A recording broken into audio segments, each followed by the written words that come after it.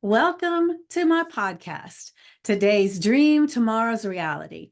My name is Vickie Poole. I'm a master transformational coach and hypnotist specializing in habit change. This podcast is sponsored by the Enlightened Peach and is all about embracing our Mosaic life. And some of you may ask, what is a Mosaic life anyway? Well, it is recognizing that all the pieces of our life, the good, the bad, the indifferent, have all come together to make us who we are. Change any one thing and we are different. With that in mind, I invite you to embrace your perceived imperfections and celebrate who you are. This podcast is unedited and raw, just like life. And I am your host, and I have a special guest with us today, Sue Anderson, and I'll be introducing her in just a moment. But I would love if you could leave a comment for us and remember to get all these wonderful, amazing guests out into the world a lot more. Like, subscribe, share, and please make a comment and let us know what resonates with you about this guest, because that is how we get this podcast to grow. So now let's get started.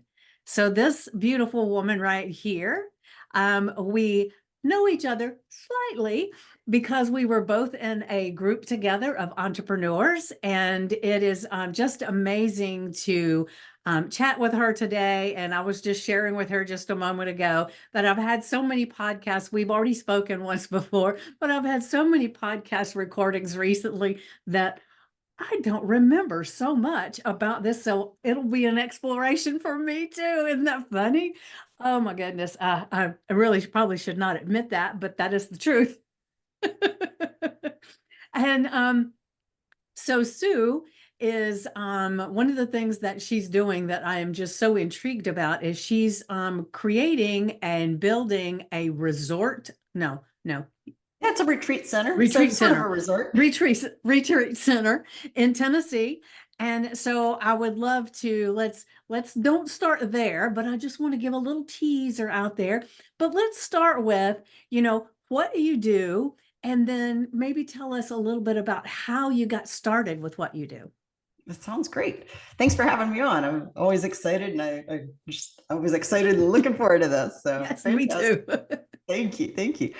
So I've been since 2005. I've been a writer, a commercial writer for hire, hired pen, hired gun, whatever. So, writing all kinds of stuff for businesses. So especially when I first started, this was actually pretty funny. When I first started, I had a coach that was working with me, and she was trying to convince me that, in 2005, there were other ways to get paid to write instead of like hoping to get on Oprah's book list or something. And I thought Yeah. that was the only thing. I loved writing, but I'm like, kind of also like eating and having shelter. So Go figure. picky like that, very high maintenance. So she's like, well, there's this new thing. It's the internet. I'm like, I know about the internet. She goes, well, every business eventually is going to have a website on here, and every website needs words. So this is a fantastic way you could start getting paid to write. I'm like, So I did. And since 2005, I've built a small team of US based writers, mostly stay at home moms. And we write together. We've been serving clients for, what is it, 19 years now, which Wow, is that's amazing. impressive. Yeah, it's Yeah. cool. The field has changed considerably, especially this past year or so, with AI coming on the scene. I So was we're going to kind of ask about reinventing. that. It's like I got a love-hate thing here. Yeah. So we've had to kind of reinvent a lot of what we do, because a lot of our clients were like, oh, well, we could just do this for free using chat. And we're like, oh, no. So Yeah. you cannot, in fact. I mean, you can, but Yeah, well, there's something about the human piece of it that makes it different. Even though I know, like with Chat GPT, you can train it to sound something like you, but you really have to, like, because I use it some, and I'll be honest, I have to keep taking different classes to know how to talk to the damn thing, because yeah, otherwise it just gives you some kind of, you know, it's random true. stuff. So It's yeah, go true. ahead, keep going. I'm sorry. It's true. It's so true. It's very true. I mean, and I use it daily, Hmm. but you can't just like use that, and I mean, you can, but not great quality. You can't, it can write pretty well. It can mimic pretty well, but it can't think critically. Yeah. So Yeah. that's kind of an important piece. Yeah. Yeah. But during this past 19 years, sometimes I was the sole provider.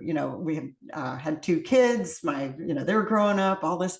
It was a very hectic and at times extremely hard going for our lives. And at blacking out part of this. Well, now I don't feel so bad about all the flubbing up before then. Keep going. It's so I remember at times it was so busy. It was 16 to 18-hour days with two kids, and it was rough. Basically I worked, and that was pretty much it. And that's when you were doing the writing?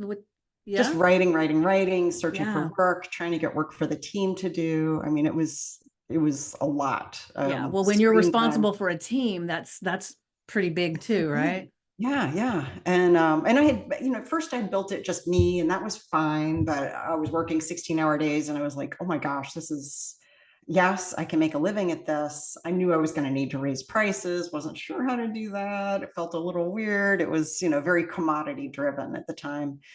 And so I brought the team on because I was like, well, all right, if I can't put more hours, but I can put more people, and they don't want to have to market, this will be a good deal. So it has been. And some of those writers are still with me since like 2008. So how did you find the writers? One of them I went to high school with. Oh, okay. Cool. Another one, I went onto a site called workathomemom.com. It was an old bulletin board. And I put in, at the time I had made a course teaching people how to make money writing, all this. And so I was offering the course for free just to get some testimonials, feedback, all this kind of stuff. And some of the people that went through that were fantastic writers. And so I ended up hiring some throughout the years. One of them came from Work at Home Mom. And she's been with me, almost the whole time, which is amazing. So do you still offer that course? No, it's gone now. Because everything about how I built my business the first time around, it doesn't translate anymore. No, yeah, definitely not. So, but she's been with me since, forever basically, and is now my project manager and head writer and all, which is wonderful. Yeah. But when it was, even with that, I was extremely busy and literally didn't go outside unless it was to get to the car to take the kids somewhere or pick them up. Wow. That was outside. And I thought, I knew probably, we lived in Florida. I'm like, I would walk in the morning, like really early morning before it got too hot. And then after that, just indoors.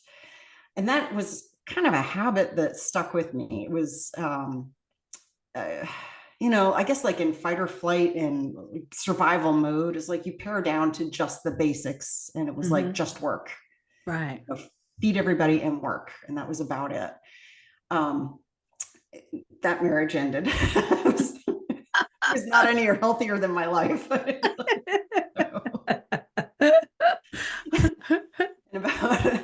And in 2012, I divorced and ended up meeting my current husband, and he had a whole different lifestyle going on. Very, very relaxed, very zen, like very just. He's an artist. He was building. Is that his art behind you? No. This is just from Overstock. Okay. I call him a kinetic artist. So he had a Volkswagen restoration shop.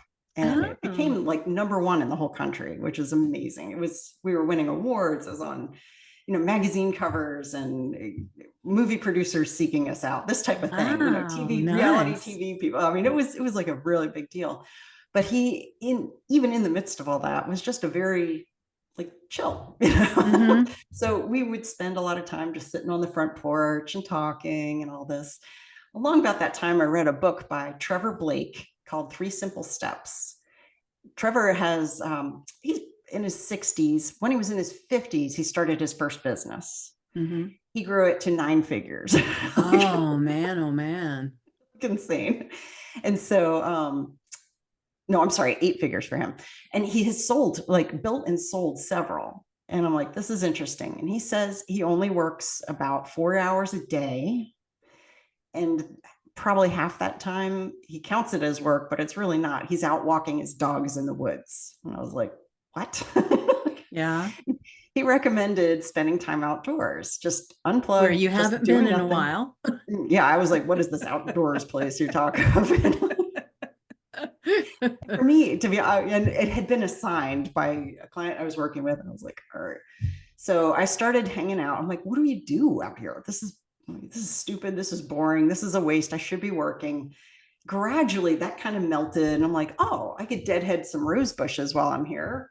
And so I was doing that. Oh, well, this is cool. I wonder what I could do with these rose buds. Is there anything interesting? Oh, I could make jelly. I could be like, my brain started getting really creative with them.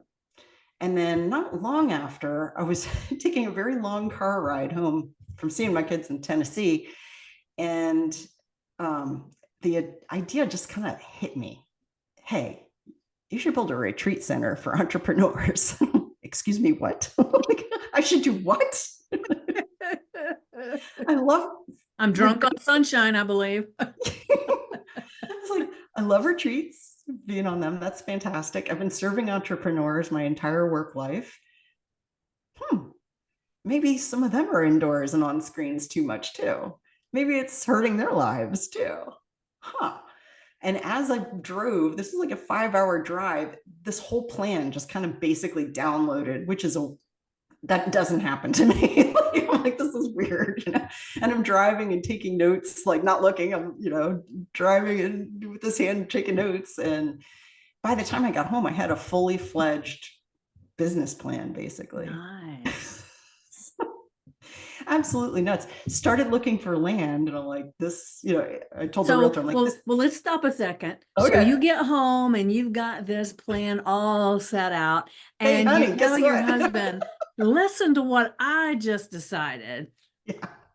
What happened there? Because I know that had to have happened, right? Yeah, it was a little weird. I'm like, so I got this, stay with me here. I've got this idea. Hear me out. Yeah. So what was his response to all that? It was really cool. He's like, huh, I can see that working. That's pretty cool. I like this idea. Nice. I like I'm this like, man. Yeah. We had a business to wrap up though. He was still, like, so we're like, well, we don't know when, we don't know how, but yeah, that sounds like it'd be really cool. He's like, I know, I can't do what I'm doing forever, and that'd be a cool next thing. I like that. He liked the area, all this. So I called a realtor and I said, it may take a year or 2 years. It might take 5 years, but I'm just kind of curious what you've seen out there that might be good. And, I don't want to waste your time dragging you all over Tennessee, but I would love to see some properties. He's like, oh yeah, let's do it. This is great. Must be slow. So we started looking, and most of the properties were like not a fit, either too rocky, too high, too inaccessible. So what on a were really you, windy. when you were thinking about what it needed to look like, what was going through your mind? What did it need to have? I didn't really know at first. Yeah. It was kind of like art, like you'll know it when you see it, like if it's going to speak to you, you'll know it, and so we kept looking and looking, and he's like, I think there's this other county. There's Greene County. We'd been looking up further north. He said, let's go a little further south. Greene County is gorgeous. It's got these long views. Like, you're going to love it. I'm like, all right, I'll try it out. There's this one property. He's like, well, there's a flood zone. I'm like, well, we don't want to see that. He's like, well, I don't know. Like, based on what you said you want to do, this looks like it could really be great. Let's go check it out. So we did. Oh my goodness, Vickie, the first time I laid eyes on this place, I was like, oh, it has a creek that runs the whole length of the property. It has hills and like trees and a pasture, and it's 35 acres of land. Like, you can't hear road noise. It's just quiet and beautiful. So I think I visited it 3 or 4 times, and I was like, I want to do this. But I didn't have the money. Yeah. Little problem there. I mean, great deal on the land, but more than I could qualify that we could qualify for is, another house or another mortgage. And so I was working with a company called capitalism.com at the time, and went on a podcast with the owner, Ryan Moran. He was suggesting, he's like, well, why don't you bring in some investors? I'm like, well, I've never done that. That feels scary, doesn't it? Yeah, that was like, what? Then do I So I have ended up people that I'm working for? I don't understand. Yeah. like, it's scary. I don't want to. I ended up doing it. So people heard the podcast, and a couple people from that community reached out, and they're like, I'm very interested. And I'm like, wow, really amazing. And two of them, came on board. We were able to put the down payment on the property and start, recovering mortgage at this point. But this, like, it got rolling. I was like, oh my gosh. So within just a couple, like 4 months of doing the podcast, now we're like, we closed on this loan.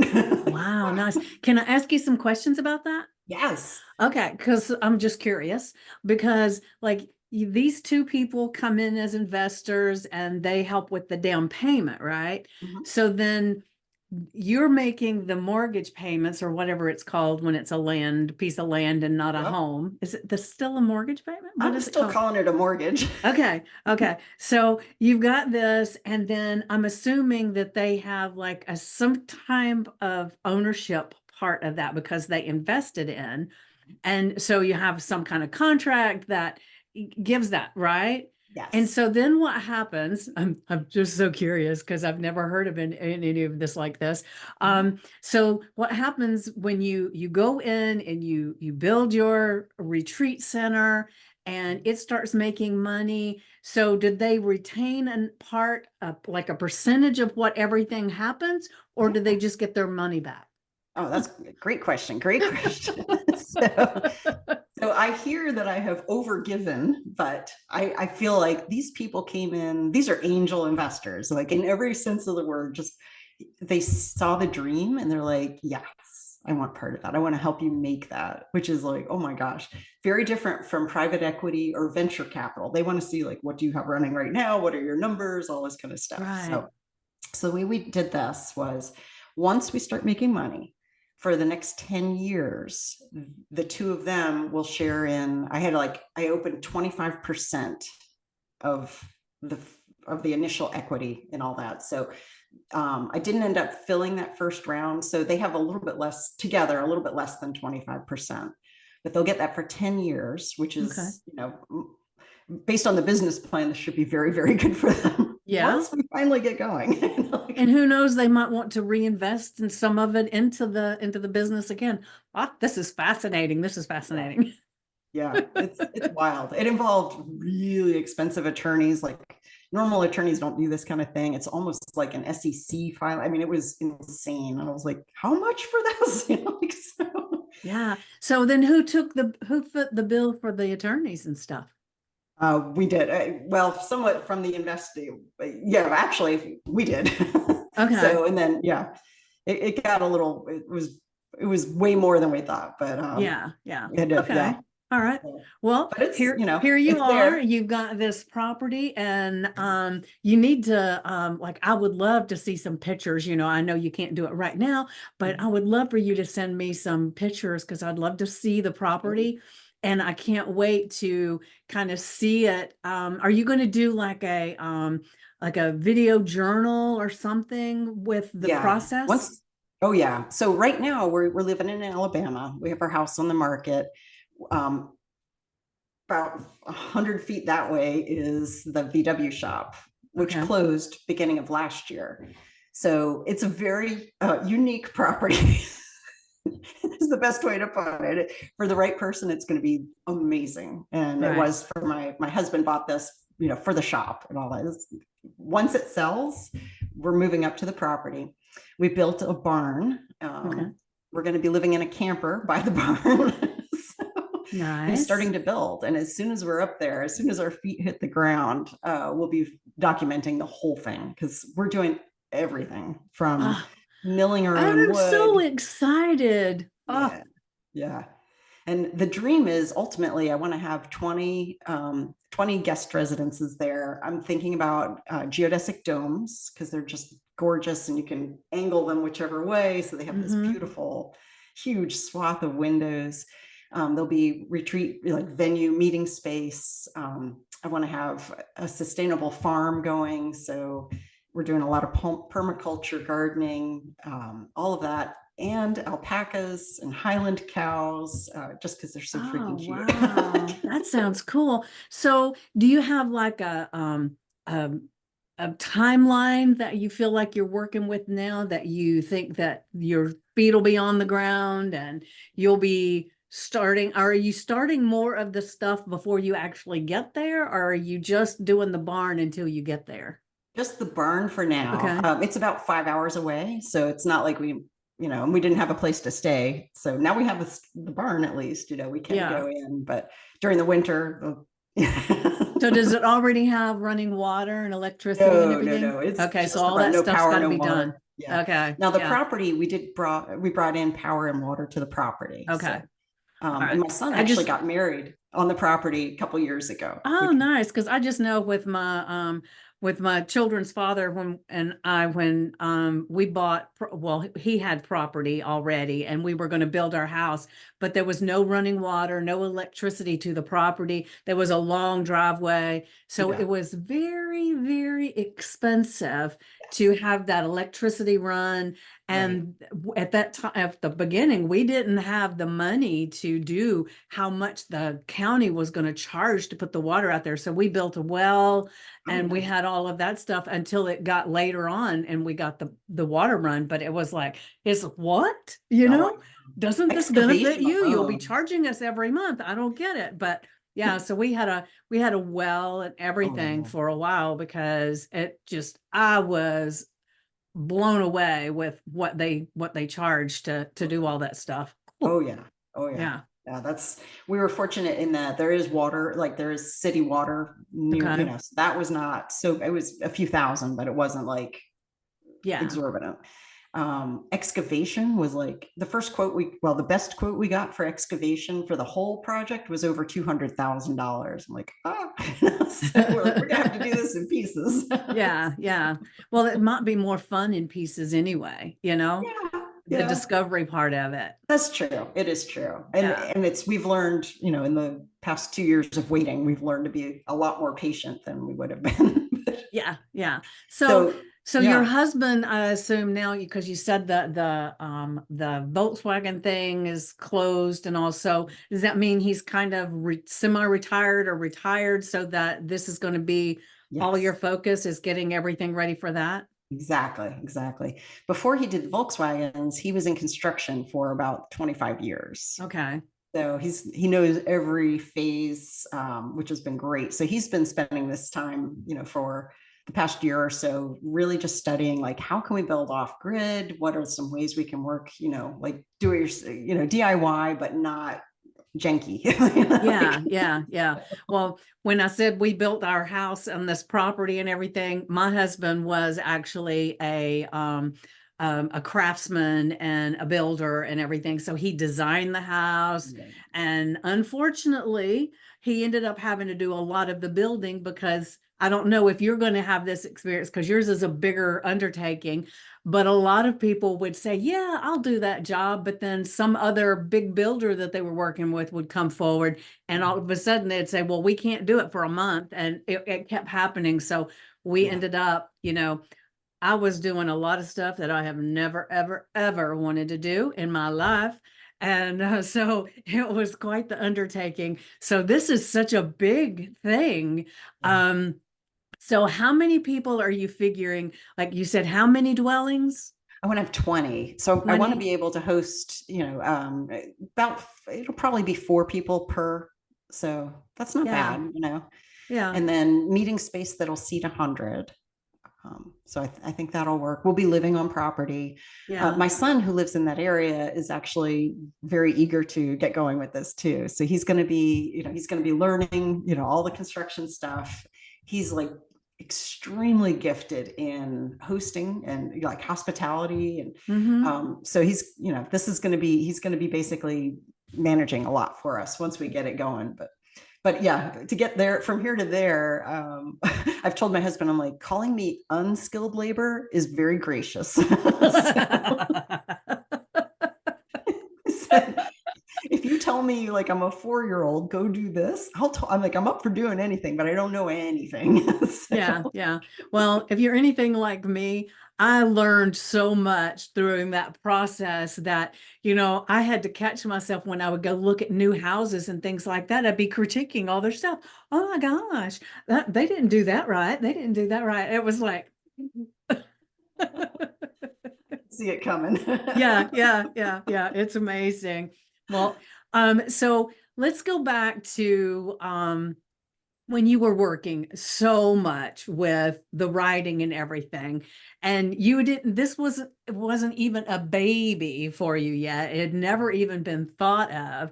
So back then, where did you see you going? Because you had some people working for you and everything. Did you have an idea that suddenly got um redone because of your epiphany that you had, or did you have an idea? Yeah, that's a good question. If I'm remembering correctly, because now, of course, it all blends, but Right. I don't think I did. I feel like I was, I built my agency up to a certain point. We were kind of cruising along. Everything was referral based. We were at capacity. And I was like, all right, this is, a lifestyle business. It'll be fine. I'll probably, when I'm old enough, wanting to retire or do something else, it'll just stop, because I always thought, well, you really can't sell a service business. You can, you Yeah, you absolutely can. can. Yeah, big time. You just have to build it strategically for that. And I hadn't really reached that point of going, here's what I'm going to do, in order to build it so I could sell it. So I just kind of figured, maybe the one, my project manager, head writer, maybe she would just take over and then be fine, like, Yeah. I didn't really know. And I really wasn't sure how we were going to stop doing VWs and start doing this, because it was very hands-on, with the design and body and all this kind of stuff. We had a whole team of guys out in the shop, but it's like, how is this going to work? Yeah. So I hadn't really thought it all through. Vickie. I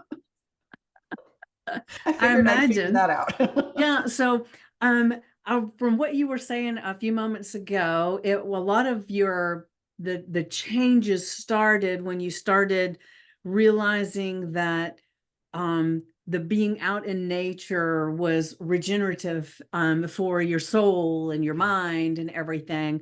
And so that is the catalyst that really kind of helped propel you into this whole new arena, right? Yeah, it really is. And it's gotten to the point. So I ended up getting chickens and we had them in our backyard. That was lovely. I was starting to learn to garden. Chickens and gardening don't necessarily go very well. They eat everything. I was going to say they eat your stuff, the seeds, Yes. right? So I turned our front yard into a food garden. Okay. Neighbors were like, oh, interesting. Yes.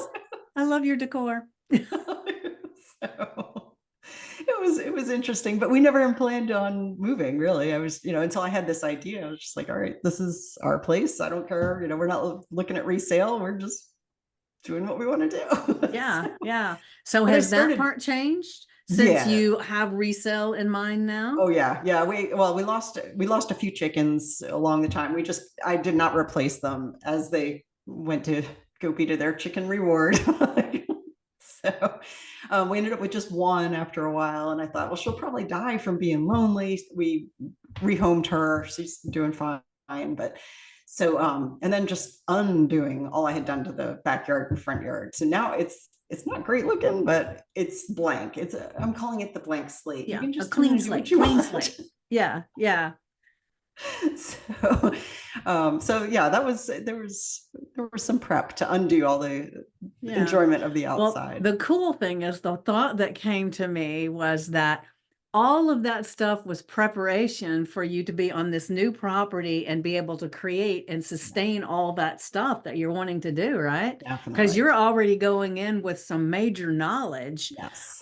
Because one of the things like where I live now, I would love to take my backyard and create this massive garden and plants and vegetables and everything. But I'll be honest, I've been doing some vegetables and stuff in like some above ground containers and Mhm. everything. They don't ever do very well. Yeah, they have a hard And time. yeah, yeah. So I think I don't know if it's because it's above ground containers and maybe there's not enough of the worms and all that stuff in there, or what the issue is.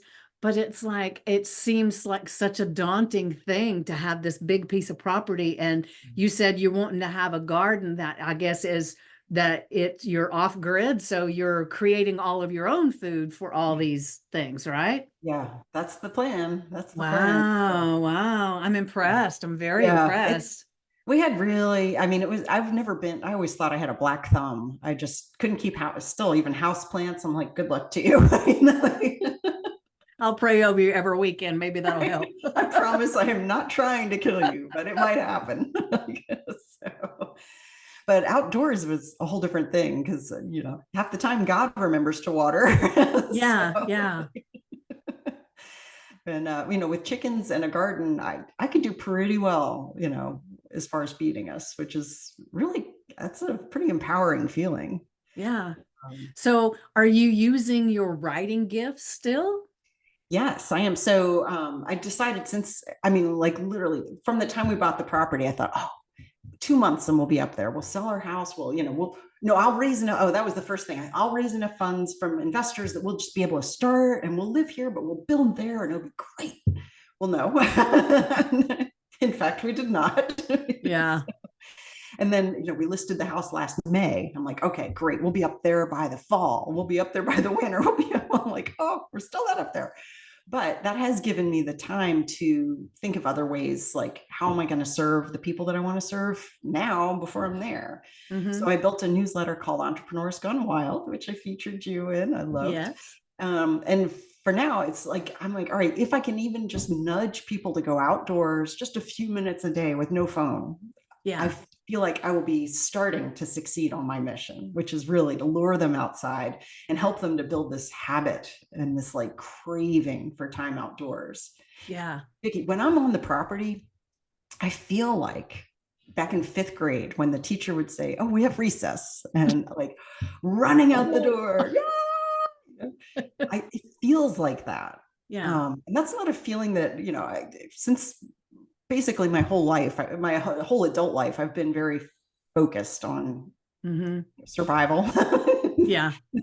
All this, and there's not a, you know, play has not been a thing really. And I crave that. And Mm-hmm. seeing, like, I feel it when I'm on the property at Idlewild Woods. And it's like, I want to share that. I know that people are just desperate to have this feeling. And so I'm like, all right, I can't do that yet unless they want to just go sleep on the dirt. Yeah. Yeah. Well, a little Like, tent and a sleeping bag, you're good. it's true. It's true. You might have, and I don't know if do you ever are you familiar with Michael Singer, the I'm not sure. author, Maybe. The Untethered Soul? Oh, yeah, yeah, yeah. Okay, Yes. all right. So because in his books, because he's got the Living Untethered, and what's the name of the other one? I can't remember. Um, but anyway, in his books, one of the things he had was like this big piece of property, and people came and put up tents and things like that before anything else was built, Yeah. and they were loving it. I mean, he had so many people. You might even find before you can get all this other stuff done that Yeah. people are going to start wanting to experience what you're experiencing when you're there. Definitely. Definitely. And once we're there, I tried to do it before we were there and let a couple people go. And it was like, it's a little dicey. Neighbors are like, somebody's on your land. Yeah, yeah, yeah. It just felt a little weird. But once we're there, yeah. And the first thing that's actually going in is some decks. That's what you build the geodesic domes on. Mm-hmm. So Oh, okay. we're going to build the decks first. We'll probably put some tents in, at first. Oh, that And will keep me on the list okay. so that you can let me know. And because I want to come, I want to Yeah, come. definitely. Definitely. And it's funny because I'm not a big camper person. Now, my first husband, he liked to go camping, but he liked to camp at places where you had the music blaring and you had all Oh, this stuff. It's like, oh, I don't care for that.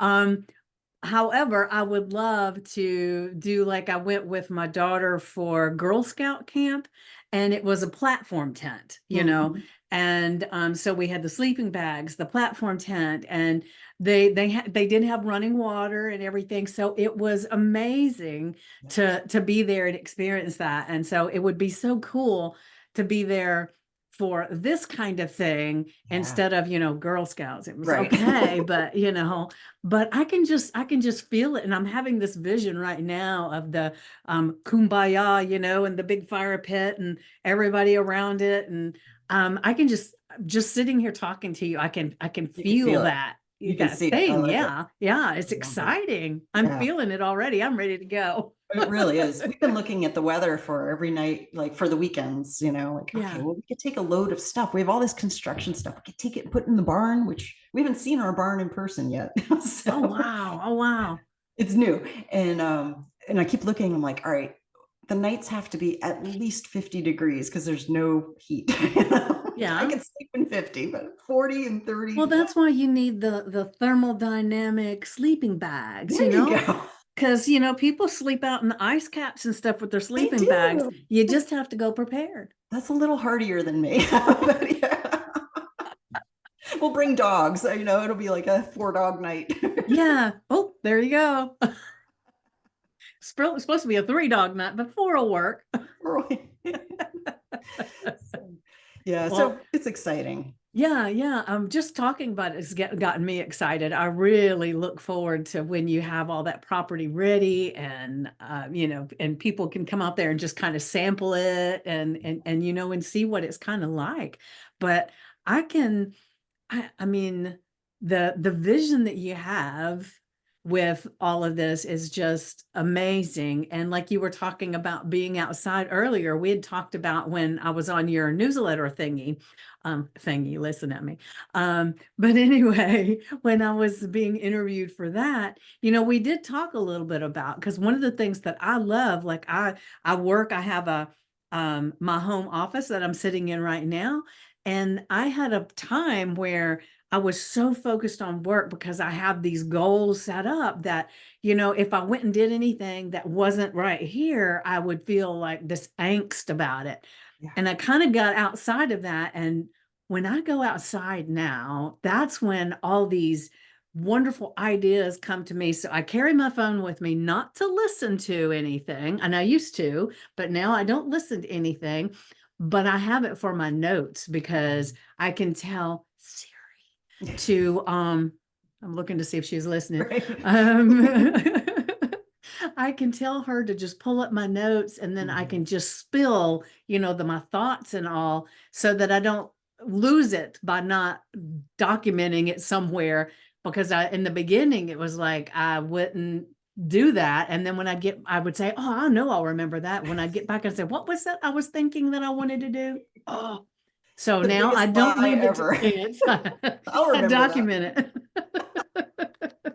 It's true. And I loved that you, I mean, I ended up putting that in the newsletter because I was like, Okay. that's brilliant because, what happens is not, you don't usually, if you're outdoors and in nature and kind of just connecting dots and all this, you usually don't just get one idea. Right. One idea, you have a chance of remembering it.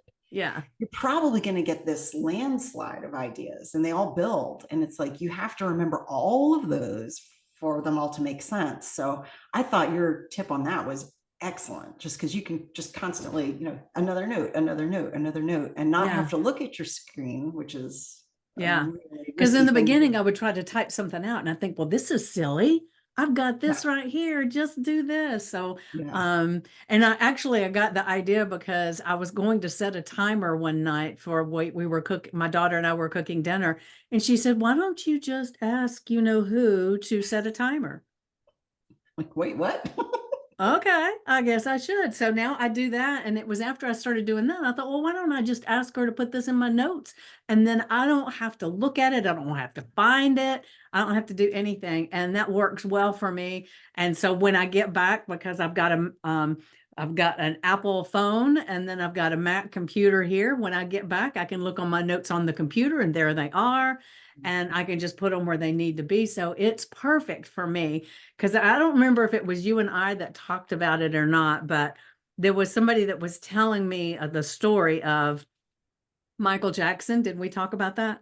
Yes, you. I think Yeah, that was yeah. you. Okay. I couldn't remember if I had talked to you about it or not. Yeah. But for our listeners here, Michael Jackson, this is the story. Now, I'm assuming it is true, but you know what they say about assuming, so we're just not going to go there.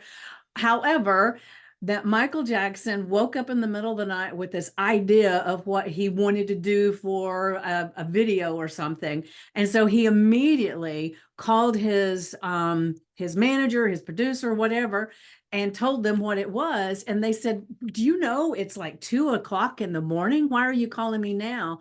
And he said, because Prince is just right down the hall. And if I don't make an action and tell you this, he's going to get the same idea and he's going to run with it. So I have to take ownership of it. And it's like, I loved that story because there's so many times that we get ideas and things and then we say, oh, that's a great idea, but I'll get to it later. And we either forget or we see somebody else has already created it. 100%. And so I kind of feel like it's important to, when it's here and it's coming out, make sure you document it somewhere and say, this is mine. You can't take it. But then you still have to take action. Yeah, I always think about it kind of like, all right, like getting a great idea. It's like getting a gift, right? So there's a giver giving you a gift and you're constantly like, oh, I'll open it later. I'll do it later. They're going to stop. Yeah. That's a great way of looking at it. Yeah. I love that. And I know we're getting close to time because you have a hard stop. And so I want to make sure that you can tell everybody how they can connect with you. And I will for the actual podcast, when I put it out, I will have in the description all your contact information and everything for people. But for the ones that are listening and not seeing, if you can share that, that would be great. Fantastic. So the best way is through entrepreneursgonewild.com. And I'm also on Instagram at Entrepreneurs Gone Wild. Those are the best ways. Okay. The name of the place that we're building is Idlewild Woods Retreat Center. Spell that. I wish I could. Is it Idlewild? IDYLLWILD. Okay. Well, I'm Southern, so it sounded like an O to me. It's a hard one to do. And I've seen it. I lived in Charlotte for a little while and they had Idlewild was a street that they did Court Road Street, whatever, all this. And the name just stuck with me. And I'm like, oh, that's great. And it's meaningful. It's like, oh, this is perfect. So that's what we're building. Well, I love it. And like I said, I can't wait to see the journey that you've got ahead of you because it is amazing. And I want to keep in contact because I definitely want to be one of your early adopters for coming in and checking it out because it is super exciting for me. And I will share, I'm writing a book right now and it's a fictional book and I might reach out to you for some of your property information because there's stuff like that in my book. Nice. And I may not know the answer, but you might. So I'll dive in with you. Vickie, you have a standing invitation. So anytime you want to come on up. All right. Wonderful. Well, thank you so much for being here. And Sue, it has definitely been a tremendous pleasure having you here and hearing about your journey and sharing that with everybody. So I definitely look forward to being at Idlewild. You got it. You learn fast. Thank you so much, Vickie. It's really been an honor. I'm delighted. Can't wait to meet you. Wonderful. And so I want to leave everybody with this one last word. The best way to predict the future is create it. So what are you creating? And with that, be blessed. Mwah.